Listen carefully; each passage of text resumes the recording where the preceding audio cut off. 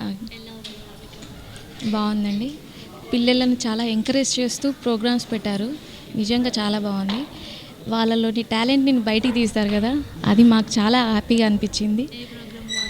ఆ, మా ఇద్దరు పిల్లలు రెండిట్లో పార్టిసిపేట్ చేశారండి. రెండు మూడిట్లో పార్టిసిపేట్ చేశారు. పెయింటింగ్ అని, క్రాఫ్ట్స్ అని, తర్వాత డ్యాన్స్ అని, ప్రతి ఒక్క దాంట్లో ఒక్కొక్కటి పార్టిసిపేట్ చేశారు. సో పిల్లలందరూ చూస్తున్నాం కదా, ఒక్కొక్కరు ఒక్కొక్క రకంగా ఒక్కొక్క టాలెంట్ని చూపించారు. పెయింటింగ్లో కానీ, క్రాఫ్ట్లో కానీ. వాళ్ళని చూసి నాకు చాలా ఇన్స్పైర్ అయిందండి. మేము చిన్నప్పుడు మేము ఇవన్నీ ఏం చేయలేకపోయాం. ఇప్పుడు మా పిల్లలు చేస్తున్న మాకు చాలా చాలా హ్యాపీగా అనిపించింది. అవునండి. అవునండి.